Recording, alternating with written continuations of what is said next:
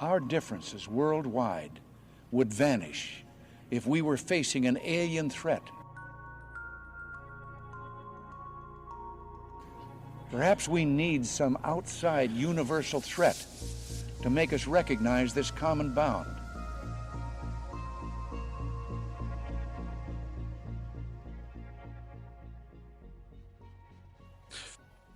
Good evening, welcome to another episode of Across the Pond, where we talk all things ETs, psionics, weird occult stuff and conspiracies, and occasionally a little bit of showbiz as well. Well, this evening, that's exactly what we're going to do. We're going to sprinkle in a little bit of showbiz. So joining me this evening is my mate Steve. Steve Kelly is a military guy. He's been in the army 23 years, completing his service this year. He's also Steve Kelly from the telly, as all his friends will attest, including me. I've had to watch him over social media the last 10 years, scrambling up the wall, making attempts to get on the TV and excel, which you have. I think it's fair to say you've done now. Steve, welcome. How are you, mate? Oh, mate, I'm buzzing, and I just want to say thank you very much for having me on here, and quite excited to get stuck into this podcast. But yeah, mate, all good this side. It should be me thanking you for coming on, mate. Busy man as you are nowadays, and obviously jumping between screen times and different TV shows that you're appearing on. Thankfully, not Naked Attraction just yet. No, not yet, mate. I don't think my wife will let me go on Naked Attraction. I don't think my wife will be letting me go on Naked Attraction anytime soon. It's the same show, isn't it, without starting fires?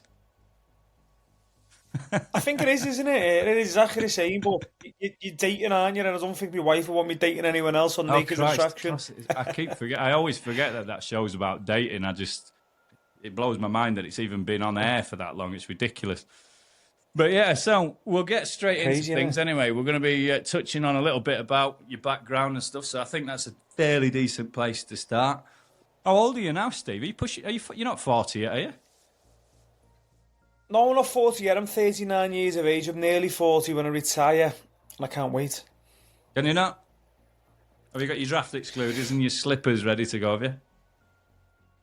I'm ready to rock and roll. I'll just sit around the campfire every day, having barbecues in the back garden. No one in the military telling me what to do, but I've absolutely loved my military career, so I can't take nothing away from it. It's been good to you, hasn't it? So what I will say for anybody watching on, by the way, sorry, Steve, I'm just going to put a caveat in here for anybody jumping in who's watching from other places, potentially not in the UK. Yes, there will be subtitles. Yes, you may have noticed that Steve's got a peculiar accent. He's what we call a Scouser. So we'll try and slow him down, but there will be some subtitles on when the show goes onto YouTube. So don't panic too much. There are subtitles on there now, or there should be, if Andy's done his job right. So from Liverpool then, you joined the army when you were 17, did you, Steve? Or were you a boy soldier?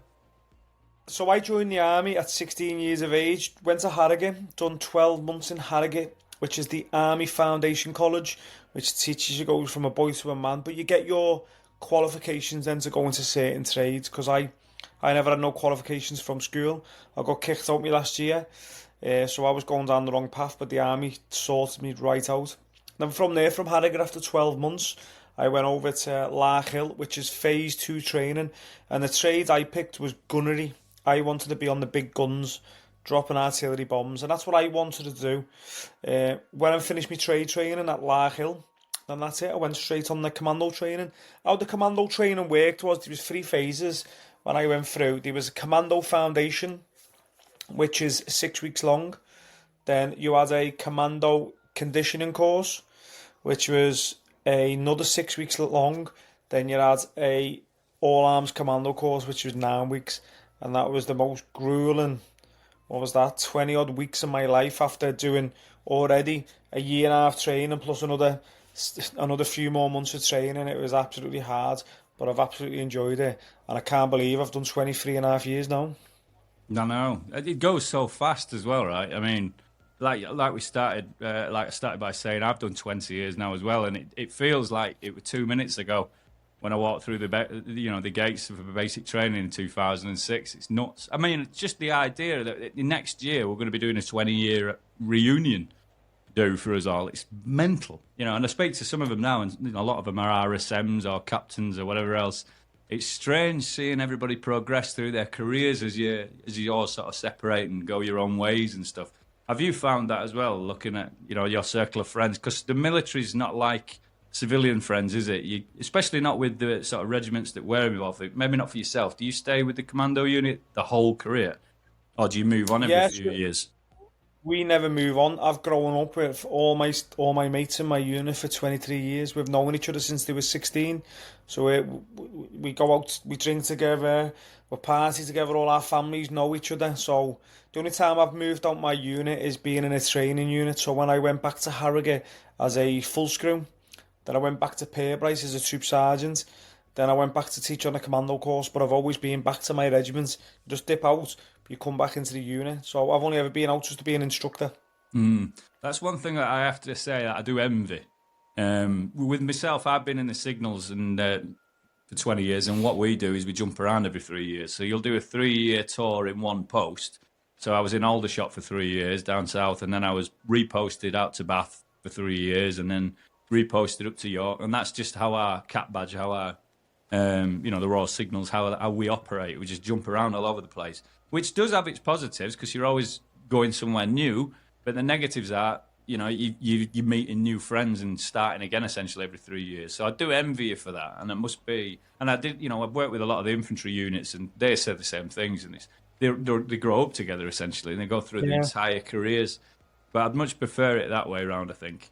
Is that something you'd prefer it this way around, or?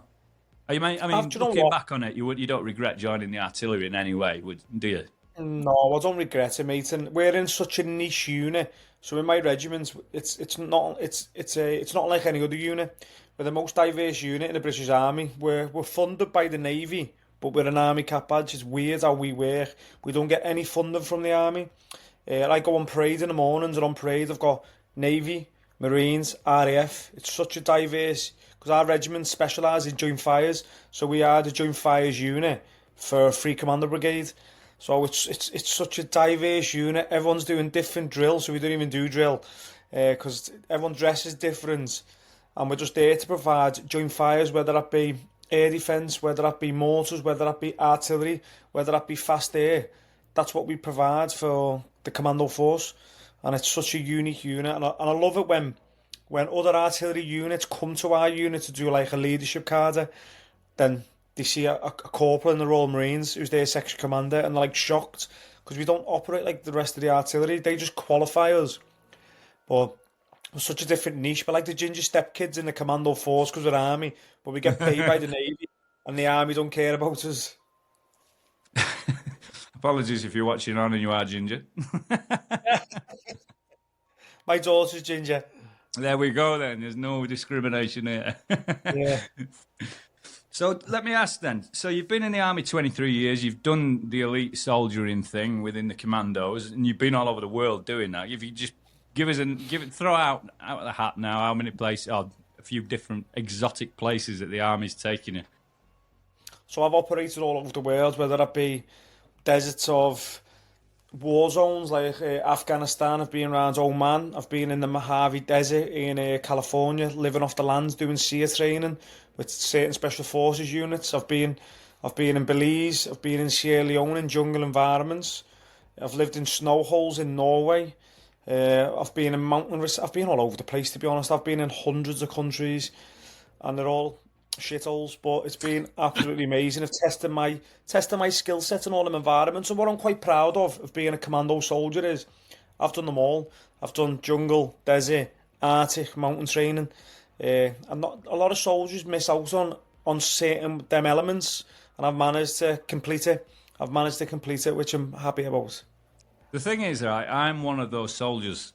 Not that I didn't have the opportunity to go around and do these things. I just never really got that interested in a lot of the operational stuff. And, I was more fitness focused. That was my thing in the Army. All I wanted to do was work in the gym and be a PTI. Yeah. That was really my thing, and I really enjoyed that. I didn't particularly enjoy the trade side of things, the comms side. I enjoyed the soldiering side, but I wouldn't have liked to have done it all the time, like the infantry do and you lot do and whatnot, and your elite units. It's just not really for me. I got sent down on Special Forces briefing course just because I was a useless soldier in barracks. What I mean by that is I was always in trouble.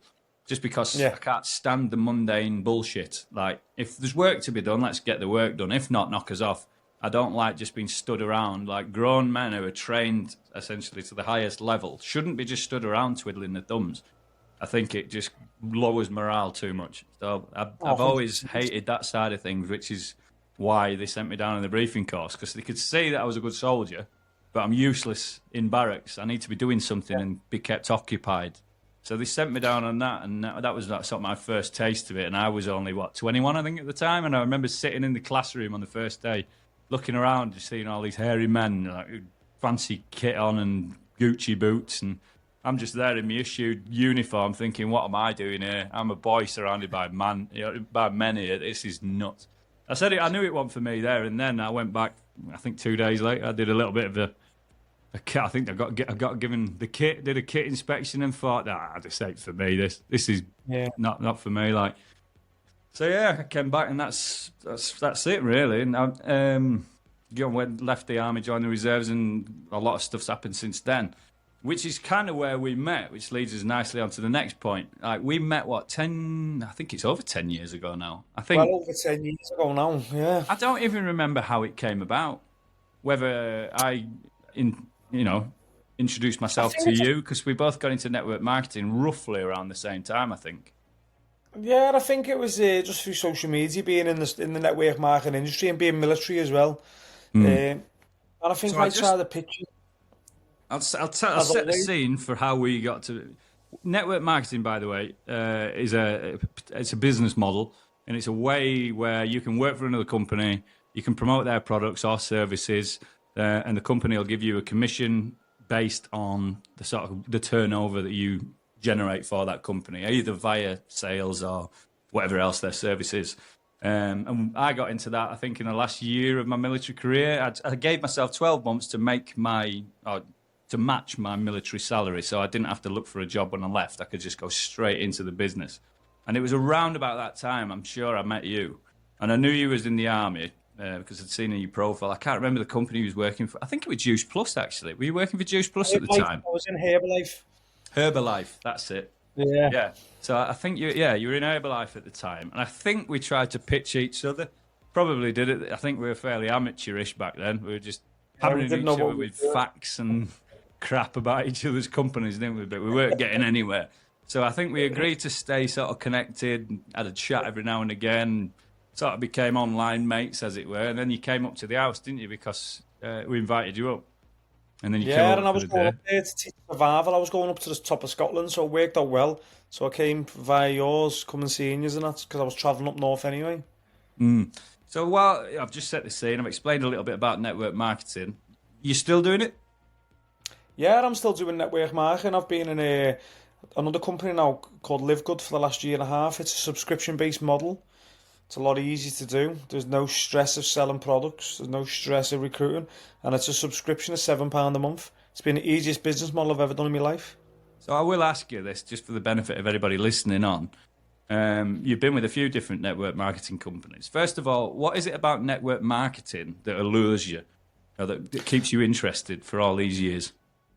So I've been in 3 companies. I've done Herbalife, I've done Arix, now I'm in Live Good. I've done Herbalife for about 3 years. I've done Arix for 6 years.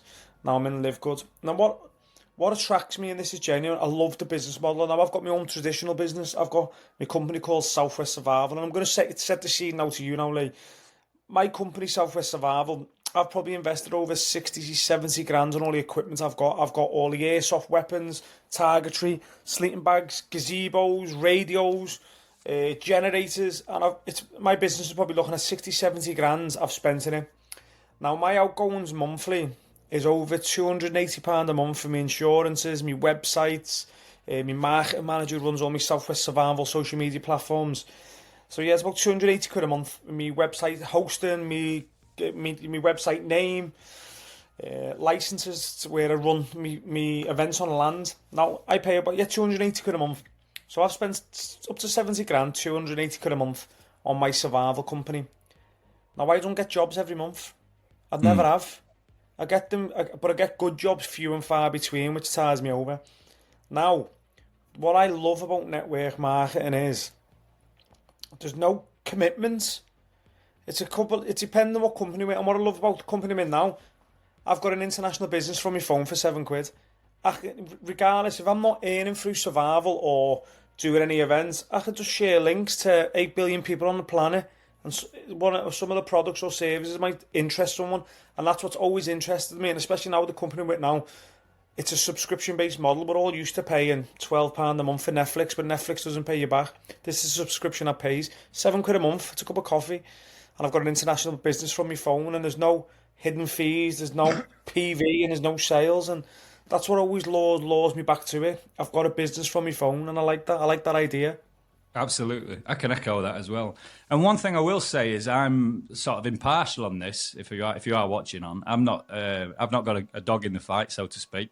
I was involved in network marketing between 2013 and 2018, I believe, something around that. So about 5 years. And within the company that I chose to partner with, I did pretty good.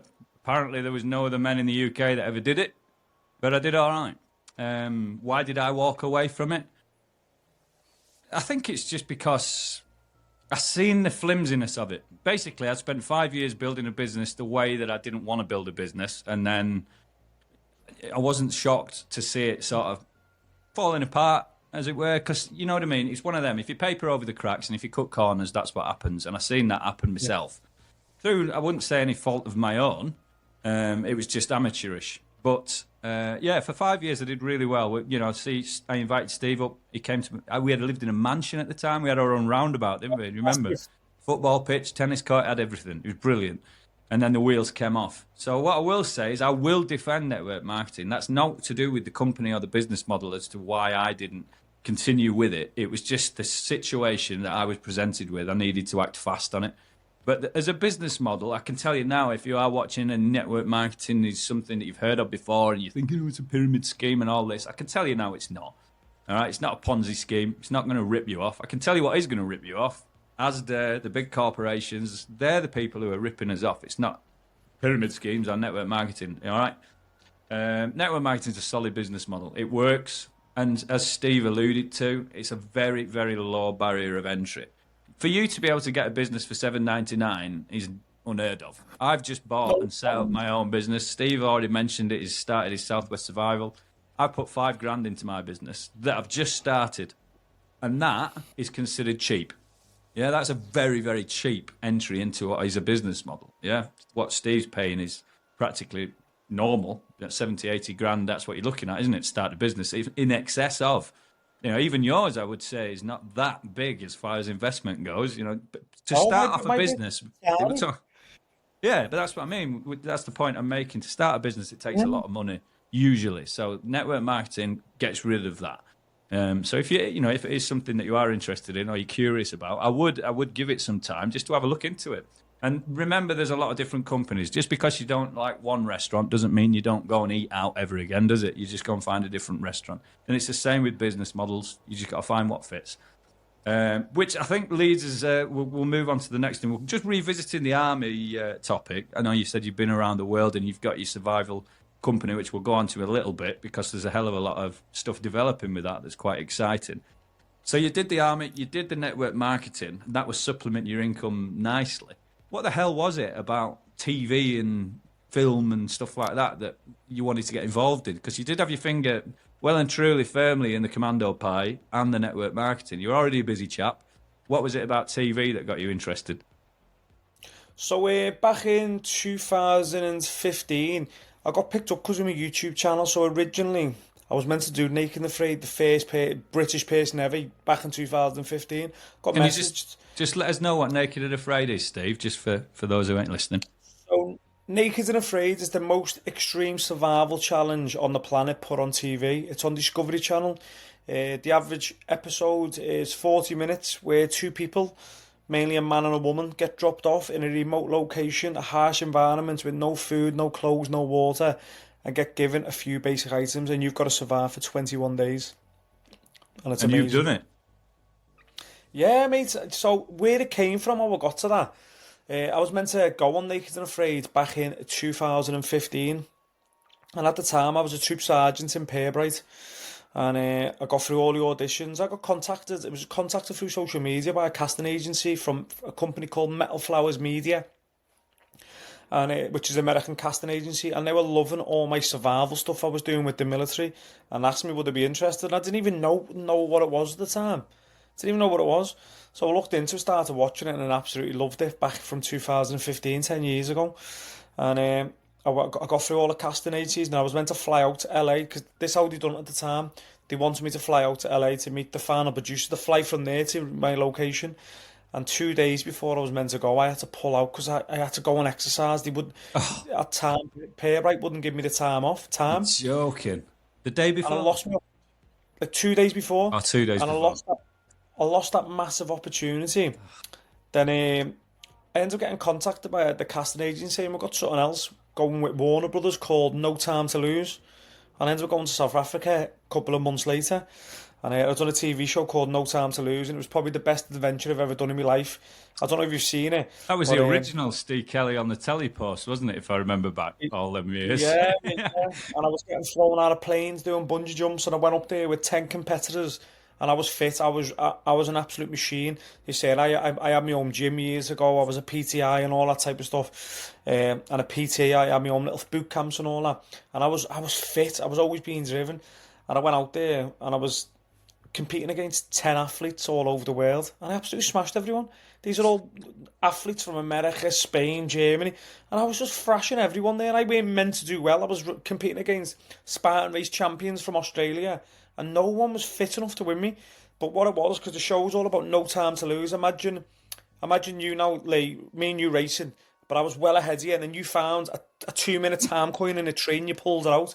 And that's what they all started at on the final episode. They all put their time coins on me to knock me back. Really? But yeah, that's where it all came from. Cheeky That's where it all bastards. came from. But after missing my opportunity on Naked and Afraid, I always wanted that shot. So I With was that particular waiting. show?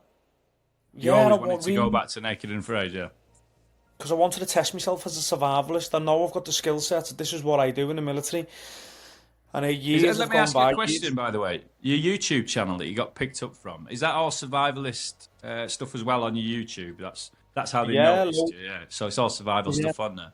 And you've been doing yeah, that a few loads. years. I've seen some of them videos, you hanging rabbits out and stuff like that. You're always Yeah. busy, aren't you? You always get plenty of crowds down there, so you're doing well. Don't stop, mate. I don't stop, mate. I just want to keep going until I get out the military. But yeah, I was pushing for years to get back on. I wanted to do Naked and Afraid, and then Channel 4 contacted me and offered me Naked and Alone. I remember And that. That said, was recently, wasn't it? Reasonably recently. A few years ago, was yeah, it? 2 years ago? 2023. Yeah, 2023. 2023, and I went and done that with my wife. Then 2024, I was actually at the Bushcraft show. No, sorry, yeah, this was 2023. No, 2024, yeah. I was at the Bushcraft show, and there was a lad from Naked and Afraid, Jamie Frizzell, who's the Scottish lad who did it. And I'm I know chatting that away guy. to him. Yeah, the wild man. I'm chatting away to him. Me and him getting to know each other, always speaking on social media, and just chatting away to him. And I said, mate, I should, and I told him my story. I should have done that years ago. And he goes, mate, I know the producer really well. Video calls the producer, and I'm bladdered now at the Bushcraft show. And I turn around to Dave Story, the main producer, and I go, you get me on that show, and I'll fucking rip a bear's head off with my teeth. You haven't got back to me since 2015. Then the next day, I come back home after the weekend of the Bushcraft show. I come home and I get a message on Facebook.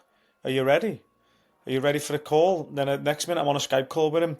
And this was in May. Remember, this was the end of May when I done a Bushcraft show. June I was in the Amazon in Colombia. Yeah, That's Jesus that's all. Christ. So you didn't get Because much I time told to prep then? Oh, you're always no, prepped. Are you one of them who's in full 24 hours notice to move all year round? all year round, mate. I'm always prepared. I walk around with barefoot shoes on all the time. I'm always making sure I've got a bit of lean weight on, ready to go. I meant to ask you that actually. Do you do anything in preparation for them shows? I mean, you can't just be thrown into the African bush barefoot, having not had any, you know what I mean, like a bit of time to desensitize your feet. Like, do you know what I mean? Do many people do that kind of desensitization training before they go to these places? So I've spoke to loads of Naked and Afraiders, but you got to remember that all the legends in Naked and Afraid, they're all business owners and they get to do their own bosses. And I've spoke to all them and I asked them about how they train their feet, and they all wear barefoot permanently. Now it's fucking hard walking with no shoes on. So what I have in my house, I've got like I haven't got it in my garage at the minute. So what I have a big plastic box with loads of stones in it. And all I do every night, I'd stand up on it. I was like just walking on the spot for hours, just watching telly all night. Knees to chest like this. That's commitment, is that, Steve? Jumping, and I'd do that for hours until my feet were bleeding, mate. And bear in mind, I never had long when I went to. I never went out long when I went to Colombia. I never had long when I went somewhere else, but I'm not allowed to say much about it. Cause we'll keep that because there's another episode in that. I can definitely, because I feel like we'll wet everybody's whistle and get the appetites going for Naked and Afraid by the end of this. Because I love the show. I'd never heard of it before. The first time I seen anything to do with that, really, years ago, would have been like Ray Mears doing survivalist stuff on BBC Two, but that's a million miles away from Naked and Afraid and what you guys do. It's a hell of a lot more exciting, dare I say. Yeah. Apologies, Ray, if you are watching. But it's right, though, isn't it? It's developed a lot since then, since back in the day with the survivalist stuff. Yeah. But the first time I seen you, was it Naked Alone, you say, yeah? Yeah, Naked Alone. About that show, they don't blur anything out, do they? It's full British TV, British Full standard, frontal, full frontal. Yeah, now I wasn't prepared for that when I seen you. I thought it would be like Naked and Afraid, where they blur things out. It's a good job you went somewhere warm, mate, in Colombia, I can tell you that. Good job they blurred it out, isn't it? But where were you? Naked and Alone. Was that down? That was in the UK, right? In Scotland, was it? Yeah, we were up in Picklockery in Scotland. Picklockery, yeah, in the Cairngorms. It looked. What was it? What was that? A 2-day thing, or did they film it in a 1? 3 days. 3 days. It was a 3-day event running from A to B. But I can tell you some stories about that. Obviously, you watched it, and if you haven't watched it, I don't want to give too much away, but I never won the race.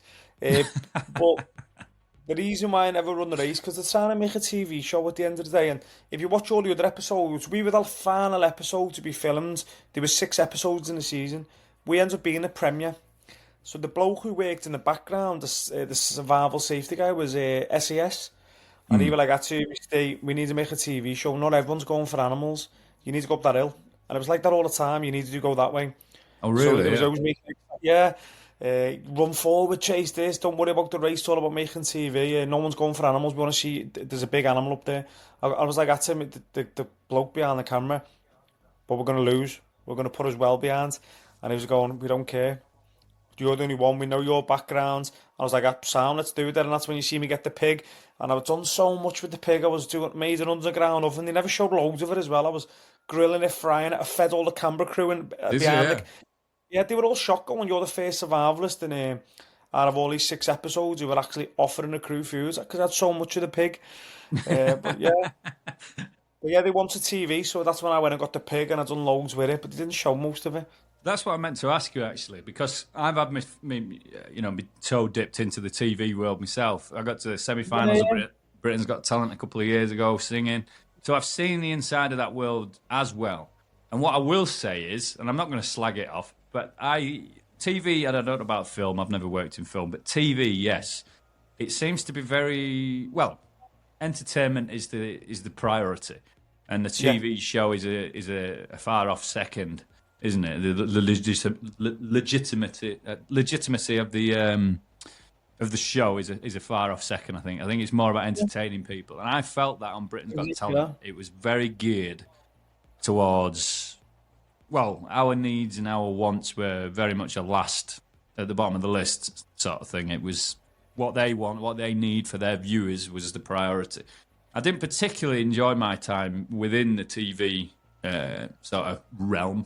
For that reason, really, I didn't like that we didn't really have any control over what we wanted to do, or we did if we took our reels in, but that could reflect badly. I don't know whether it was the same with you, not in Naked and Afraid, specifically about Naked and Alone. Was that with that being a British company, British TV company? Did you find that there was a lot of manipulation, moving you around? They let you do what you want. They let you do what you want, but it was the bloke, the SAS lad was like, we want to see something, maybe we want to make a TV show, go for it. And I go, nah, let's go for it. And I thought, let's go for it. Then we're here to make a TV show. Yeah, I'm here to test myself. I mean, but you got to remember, right? We were there for 3 days. That's 72 hours. You see 40 minutes of it. Naked and Afraid, I'm out there for 21 days. That's 500 hours. You see 45 minutes of it. So when I watch Naked and Afraid, when I watch my episode, well, I was quite lucky. I got a 2 hour special, and what I'm proud of is my episode is the #1 rated ever episode in Really? 13 years. Yeah, on That's, IMBD. It's #1 rated. Now, I'm quite lucky. I got a 2 hour special, me and Sonny, where most people only get 40 minutes. Now, but even in them 2 hours, I was there for 500 hours. There was loads of stuff in it I done what you didn't even show. Loads of good stuff I was doing, some of the traps I was making. that's But what I will it's ask all you, about actually, just to satisfy the questions for the viewers that, like myself, that do love the show. When, obviously, you just stated there that you see 45 minutes of an entire, however many periods they've been filming. How long do they usually film and then give you the episode? 45 minutes over 3 days of filming, something like that.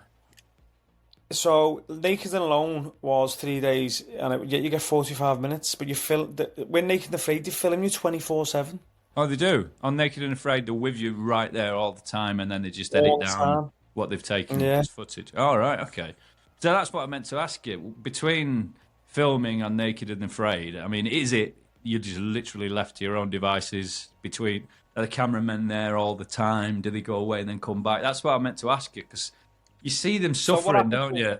And then you think, Yeah, well, so- are they there? Are the people right there with them? You know, to make sure that a lion don't come in, for instance, or whatever. Do you know what I mean? I might have said that wrong. I might have said that wrong. No, they're not there. They set up the cameras to record 24/7. Ah, I see. So you're left alone. So they're with you from about 9 o'clock in the morning till 3 in the afternoon. Then you don't see them. Right, okay. And then you're just left to survive, Every day. essentially, then every day for however long the challenge runs. That's Yeah, you awesome. get given a radio. You might notice it now because I've told you. You get given a little safety radio and a fire extinguisher, which is camouflaged, and you'll see them dotted about with it through the night cameras, and they leave a radio and a fire extinguisher in case you're about to die, and that's it. And your radio's there for emergencies if something's coming in to really attack you and you're scared. But they're a good distance away. They're not going to get to you in a trucks for about 15 to 20 minutes either. Oh, really? So they are quite far away. Yeah. I thought the camp. You know what it's like in the army when you're in a harbour area, digging in, eating rations, living dirty, and you hate every second of it. And then 200 yards away, all the support staff are in a barn, warm, eating bacon sandwiches. I had that in my head. But there's no way that they're just going to be left there. Surely there's going to have a support team eating sandwiches. No, you don't get nothing there. So I remember when I was That's in the awesome. Amazon in Colombia, going up the hills, and I'd sit on the hill, and I'd look miles over all them dunes, and we were quite high. I'd go quite high, and I'd see their little campsite. And to get to us, they're looking at 20 minutes because they're all windy. And I'd look like a little tiny campsite, and I knew that because we always got told when we're walking around, we're not allowed to go that way. Oh, really? Yeah. That's why we'll go on to Naked and Afraid, and we'll leave Naked Alone where it is, and fix solely on Naked and Afraid. So when you get dropped off and you take your clothes off and throw them in the back of the van and you're sort of left, do they direct you towards sort of where their pre-recce areas are for your accommodation, or is it up to you to go and find a decent spot?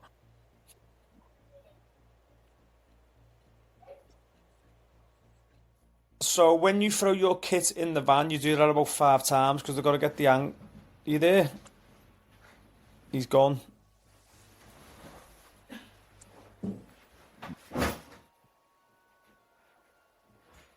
Are we there, Steve? I think I might have lost you for a second, bud. No, we're there. Sorry, mate, I've got you. Can you hear me now, mate? Yeah, loud and clear, mate. Sorry, you were saying when you drop, you throw your stuff in back Happy at the days, van. yeah. So what happens, mate, when you get stripped off? Uh,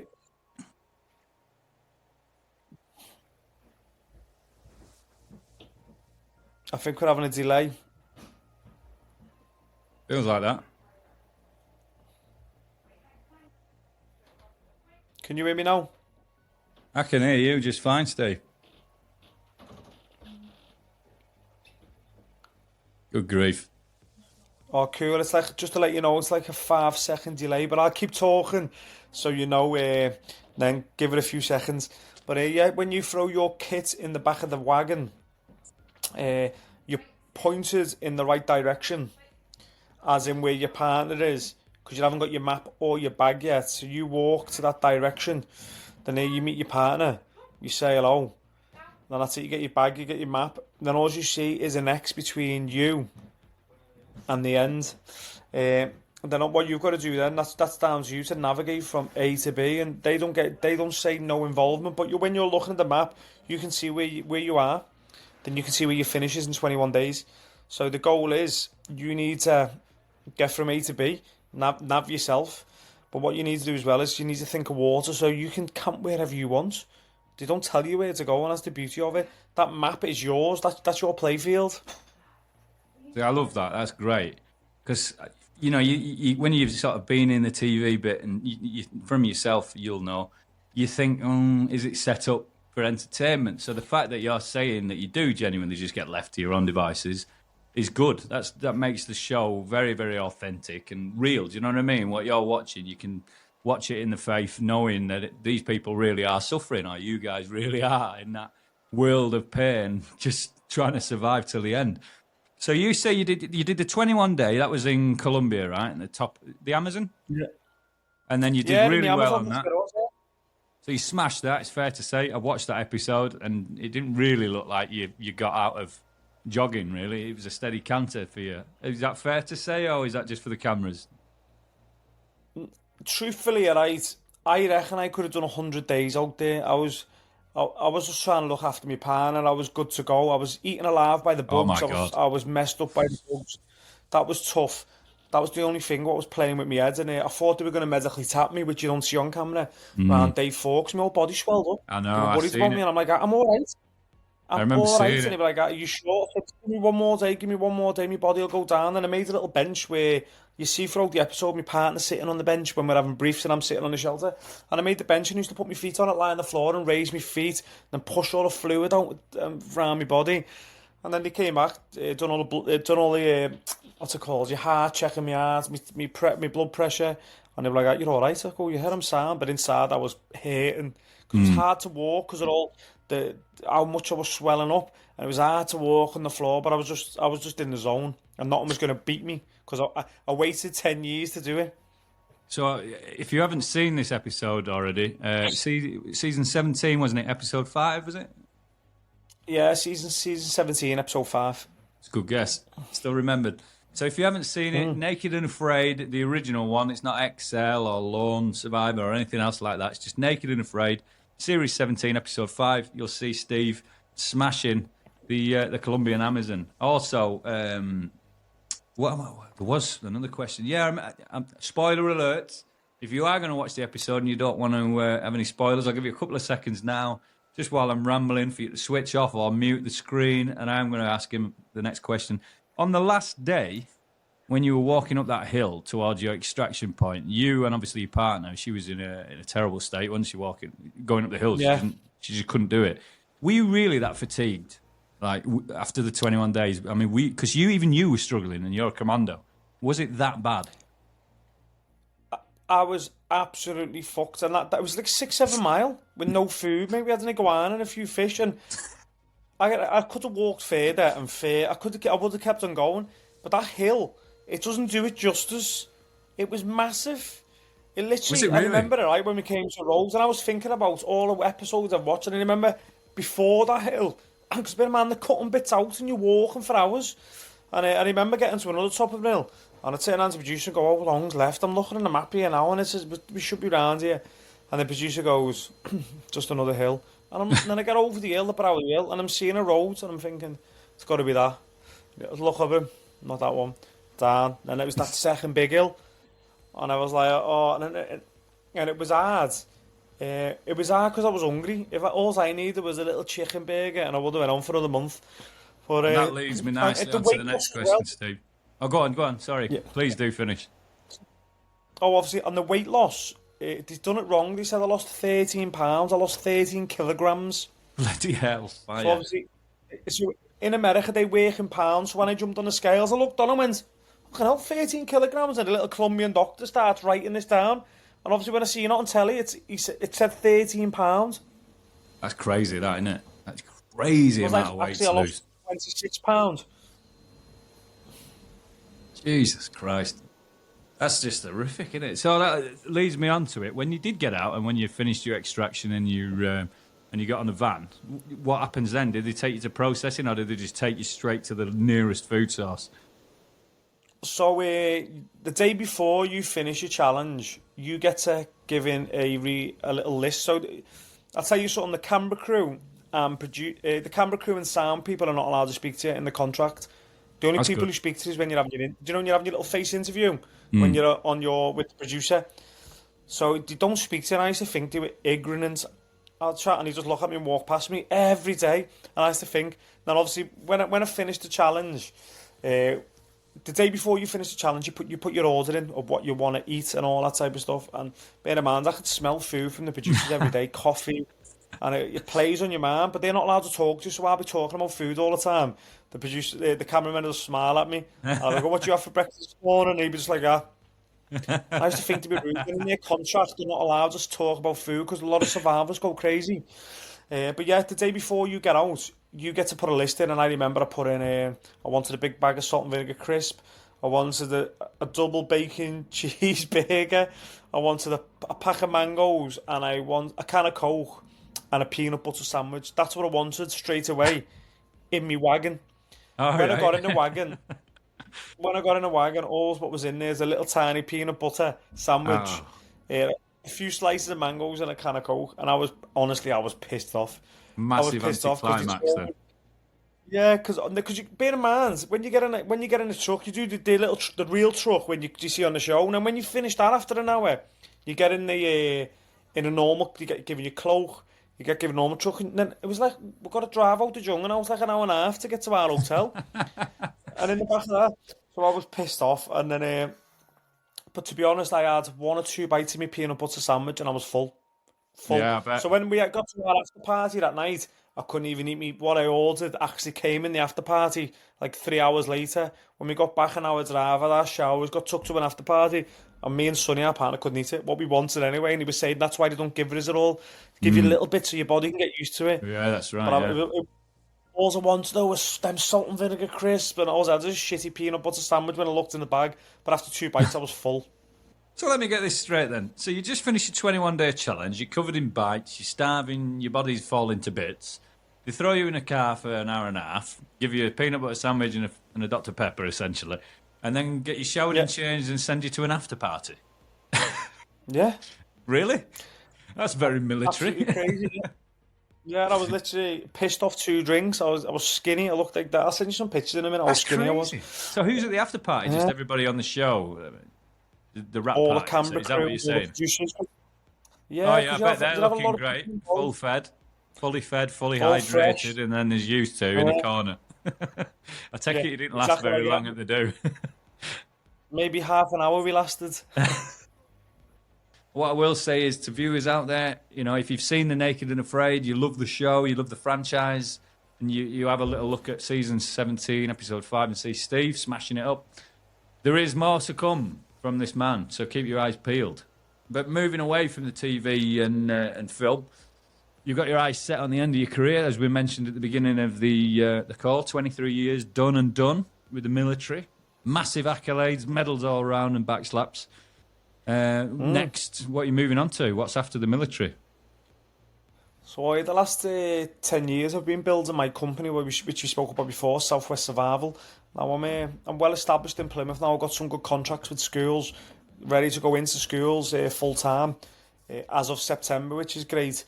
But what else I've launched? I've launched a sister company. I've bought a domain, registered in company's house, and it's a subsidiary of Southwest Survival, and it's called Commando Expeditions.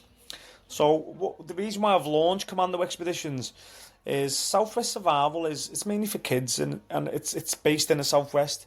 Now I get a lot of people and corporate companies who contact me asking do I travel, and I do. But what made me think is there's companies asking me do I travel. How many companies haven't asked me if I travel and just seen Southwest Survival and haven't booked me? So yeah, I've launched Commando Expeditions. The site's still under construction right now, but it's going to have military style themed expeditions. So for example, if you were to book on a survival event with me, a Naked and Afraid themed survival event, it's going to be called Operation Barebones. So, but I'm going to give you shorts and t-shirt, but minimal kit. If you come on an expedition with me to Sweden, which we're doing in February, It's going to be called Operation Arctic Reverence. We're doing a jungle event in Indonesia. I've already got that linked up with that. That'll be launching next year. It's going to be called Operation Under the Canopy. So it's going to be all military disciplines themed commando expeditions, and I'm excited to start going. And you'll see me first event, Operation Barebones, probably around August time this year, and I'm excited. Sounds good.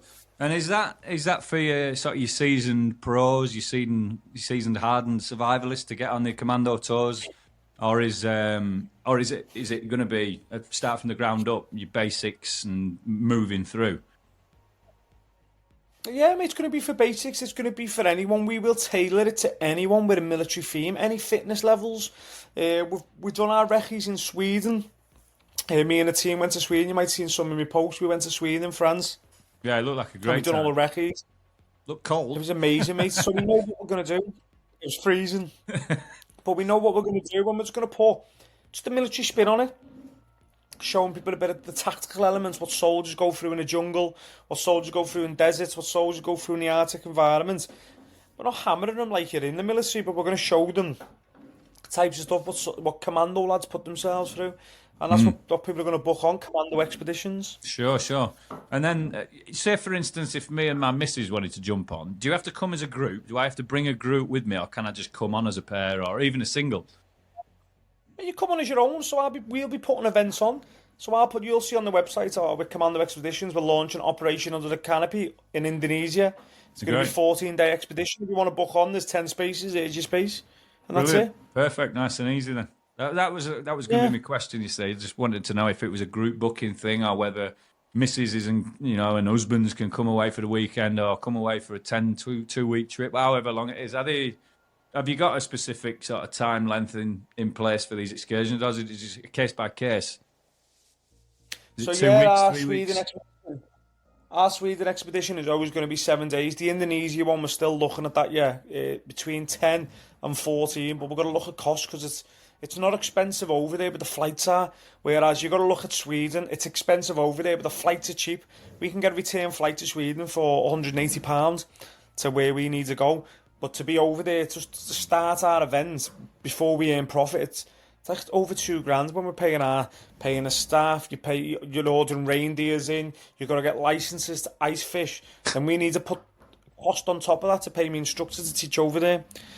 So it is lengthy, but that's why expeditions are expensive from the UK. But we want to keep all our expeditions around £2,500, depending if it's 7 days, depending if it's 14. But we want to try and keep them seeing £2,500 to £3,000 for an expedition. That's what we're going to. Obviously, we're going to be a lot cheaper than most of the companies in the UK. Well, I remember years ago, I used to work as a PT in a boot camp in Marbella and South Wales. And then the company used to hire these incredibly fancy mansions or beautiful villas. And these women that had come on, it was a women's only thing, but you'd vary in fitness levels from somebody training for a marathon to somebody who's just getting off the sofa. And it was our job to sort of tailor the fitness around it. But what I remember vividly is that these people were paying £1,500 for the week. And this is getting on for 20. It's getting on for 20 years ago now. So £1,500 for a week back then was even more than it is now. Astronomical. So it shocked me that people have the money to pay for these things. Whereas what you're just saying there, that is more than a jump ahead of a fancy mansion in Wales or a villa in Marbella. What you're providing for that kind of money is second to none, really, isn't it? I mean, you can't get them sort of experiences. We walk away with a lot. Mate, we don't walk away with a lot, but what did you walk away with is a holiday. That's what I'm walking away with. I'm doing what you love, right? Yeah, and that's it. And as long as I've got a couple of £100 in the back pocket to pay the instructors and cover some of my bills for all my time and effort and insurance, and I'm owning that risk. And I'm owning risk, and people don't understand when it comes to business like this. I'm owning the risk, which is scary, but I'm ready to go all in with Commando Expeditions and Southwest Survival, and really excited for it. So as the naked and afraid television frontman, the expert, are you going to be the frontman of the company? i.e., are you going to be delivering the lessons yourself, or are you going to be sort of out getting a team of highly qualified instructors in to do the job for you? Are you going to be the face of it, or are you going to be on the ground getting stuck in? I'm going to be on the ground running. I've got a team as well. I've got a team ready to rock and roll with me. But I'll be on the ground, and it's my baby. So we've got a real Southwest Survival opportunity and here, haven't we? So anybody who's, Yeah, who's 100%. watching in who is interested in this thing, you've got a real chance to go and do a cool excursion with somebody who genuinely knows what they're talking about. They've walked the walk, talked the talk, and now sort of handing on that information and showing other people. So I think it's a brilliant opportunity. I seen it the other day on Facebook, and I thought that's a good idea. It's a really good idea. Now, what I will say is the other two chaps can't defend themselves, but if they were on here, I would have said it anyway. I'd suggest me, Andy, and Stein coming down. Stein's a Dutch chap from, obviously from the Netherlands, but he's a million miles away from anything that me and you've ever done, and especially yourself. So that would be interesting to see him put through his paces in the survival situation. So maybe I'll put it to Andy and Stein and see if we can come down and have a day at Southwest Survival, make a bit of a vlog and put it on the podcast. Mate, I could do Operation Bare Bones with you, mate. I could do Operation Bare Bones for free, of course. I don't need your t-shirt and your shorts. For the animals. You can keep your t-shirt and shorts, Steve. I'm going full in, mate. I'll come out. I'll bear it all for you. Mate, if you want to do it then as a podcast, that offer's there.